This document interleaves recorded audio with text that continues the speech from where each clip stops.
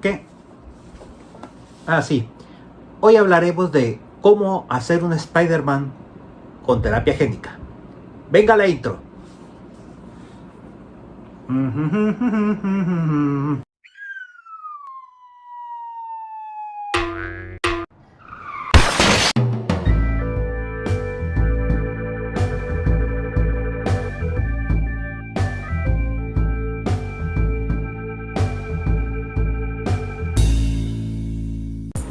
Hola, soy Víctor Kardash. Bienvenidos a Biología Molecular, un canal de divulgación biomédica con un toque de cultura geek. Así que, si te gusta el contenido, te invito a que te suscribas y le des a la campanita para que YouTube te avise cada que suba un nuevo video. Y como siempre, te invito a compartir este video para convertirnos en una gran comunidad. El video de hoy es continuación de este otro video que dejo en la descripción. Dicho esto, pasemos al tema de hoy: cómo crear un Spider-Man con terapia génica. En el video que hicimos sobre virus, un bioblogger, así les llaman ustedes, de nombre Uncle Spidey, preguntaba lo siguiente: ¿se podría decir que lo que le dio los poderes a Spider-Man es un virus y las manifestaciones clínicas serían el aumento de los sentidos como un síntoma? La respuesta corta es sí, siempre que se traten de vectores de terapia génica. La respuesta larga requiere que revisemos primero qué es la terapia génica. Para entender qué es la terapia génica tenemos que entender qué es un gen. Un gen es una región localizada dentro de una sección de ácido desoxirribonucleico o ADN, cuya secuencia de nucleótidos, es decir, los eslabones que la forman, codifican la información necesaria para construir al menos un tipo de proteína. Esto es importante porque la mayoría de las funciones celulares son realizadas por proteínas.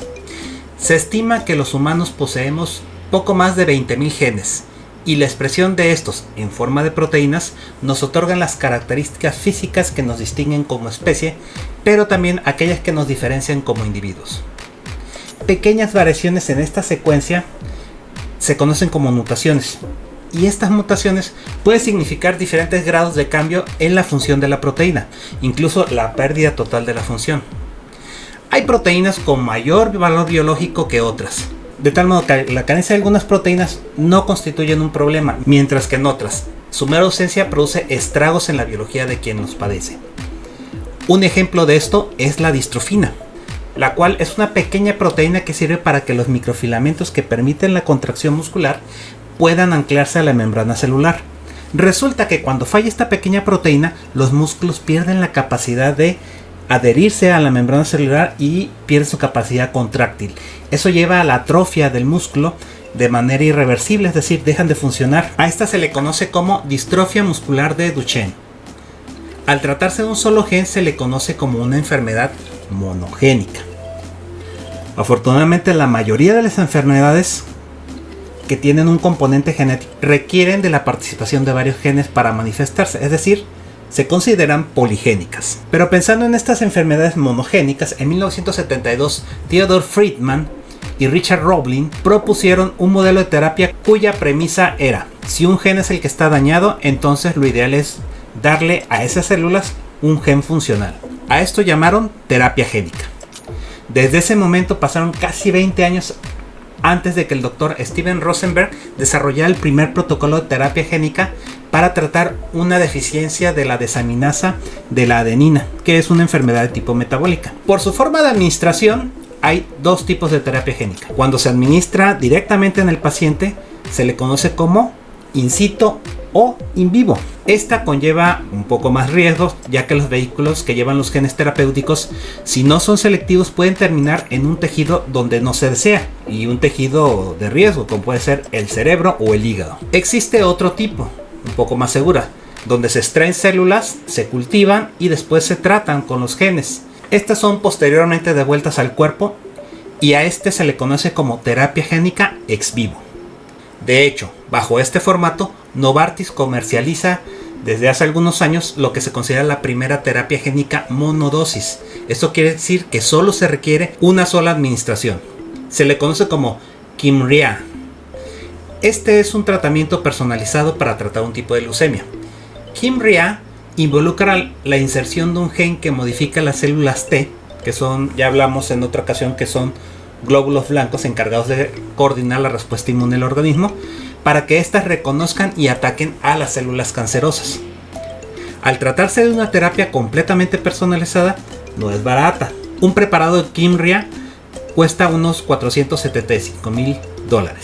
Qué bueno que solo se necesita una dosis. Las técnicas de modificación genética son cada vez más precisas. Actualmente la más precisa de todas es una tecnología llamada CRISPR-Cas9, desarrollada por Emmanuel Carpentier y Jennifer Adunay, que acaban de recibir el Premio Nobel de Medicina en este 2020. CRISPR-Cas9 es una herramienta génica capaz de borrar genes específicos o insertar genes específicos en regiones también específicas. Esta herramienta tiene la posibilidad de curar enfermedades desde el momento de la concepción con alta efectividad. Esta técnica es tan pero tan interesante que haremos un video exclusivo en un futuro. El principal problema sigue siendo cómo llevar estos genes terapéuticos, ya que los fragmentos de ADN con la información genética necesaria no tienen la capacidad de entrar a las células por sí mismas. Se necesita pues de un vehículo, de un vector de terapia génica. Los vehículos más simples son los liposomas, que son pequeñas burbujitas de grasa donde se encapsula el ADN y estas pueden traspasar la membrana celular. No son muy eficientes ya a la hora de la hora, pero sobre todo a gran escala y en vivo. Y es aquí donde entran los vectores virales. ¿Qué son los vectores virales? Como ya vimos en el video de virus de este canal, los virus son pequeños segmentos de ADN o de ARN envueltos en una cápsula de proteínas y lípidos que tienen la capacidad de ingresar a las células y así sintetizar sus propias proteínas, además de hacer muchas copias de sí mismo. Además tenemos el caso de algunos virus de ARN que son capaces de crear una copia de ADN de sí mismos e insertarla en el genoma de la célula huésped a través de un proceso llamado retrotranscripción. El nuevo fragmento se insertará de manera permanente y por eso a estos virus les llamamos retrovirus. Entonces, un vector de terapia génica no es otra cosa que un virus tomado de la naturaleza y que es modificado en sus genes con varios propósitos, los cuales son modificar su capacidad de reproducirse, modificar cómo y a cuáles células introducirse e insertar genes terapéuticos. Lo usual es que sea un solo gen, ya que si es muy grande el genoma ya no se puede encapsular en la cápsula viral de proteínas. Estos vectores son posteriormente reproducidos en células de cultivo para tener una enorme cantidad de ellos. Entre la variedad de virus que se han modificado para este propósito podemos mencionar que se encuentran los adenovirus, los adenoasociados, los herpesvirus, el virus de la leucemia murina, inclusive hay protocolos con el virus del VIH. Ok, seguro estás diciendo, sí, muy bonito, pero ¿qué tiene que ver esto con Spider-Man?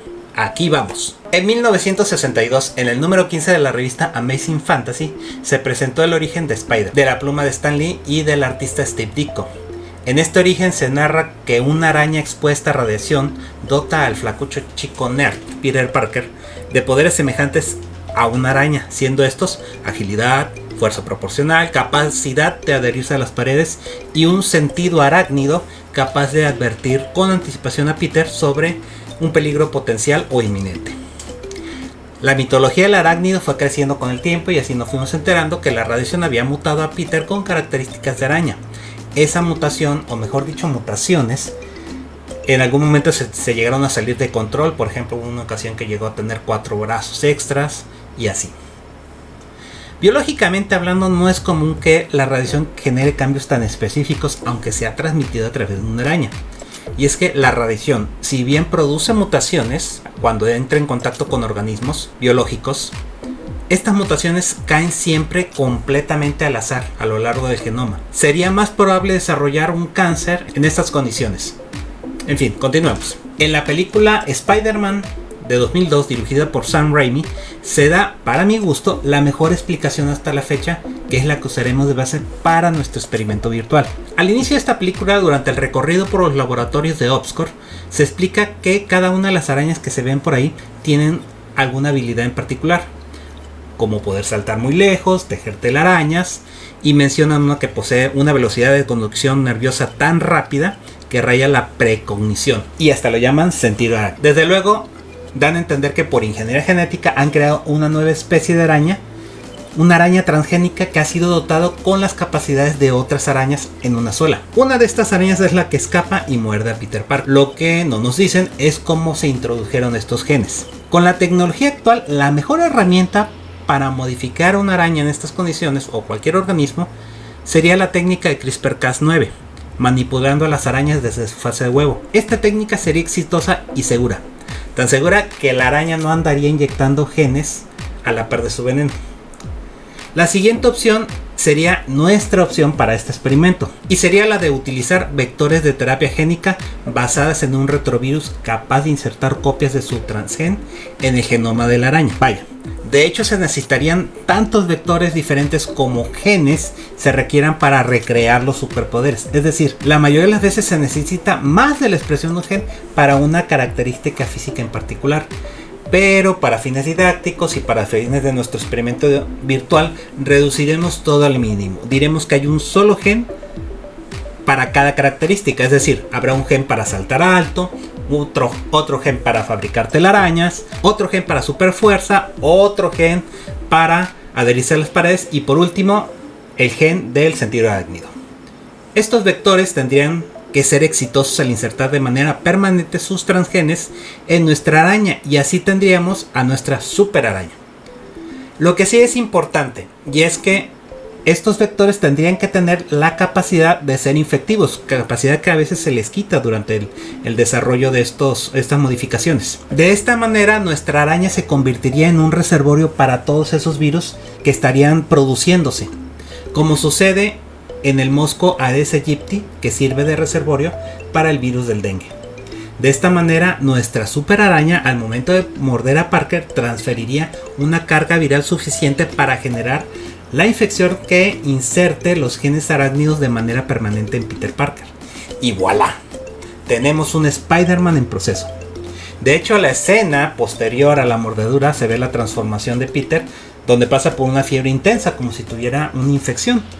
Aunque probablemente se ocuparía más de una noche para generar estos cambios de manera permanente. De hecho, varios días, varias semanas de hecho. Quedaría pendiente saber si nuestro Spider-Man sería capaz de transmitir el virus él mismo. Hey, hasta podríamos tener nuestra propia versión del Spider-Verso. Y bueno, hasta aquí nuestro video. Espero que te haya agradado. Cuéntame en los comentarios si te gustaría que analicemos otros superpoderes de esta manera. Y cuáles te gustaría que analicemos primero. Y como siempre, si te gustó el contenido, te invito a que le des pulgar arriba y que lo compartas. No te olvides de seguirme en mis redes sociales, que aquí te dejo. Yo soy Víctor Kardash y esto fue Biología Bloglecular. Hasta la próxima.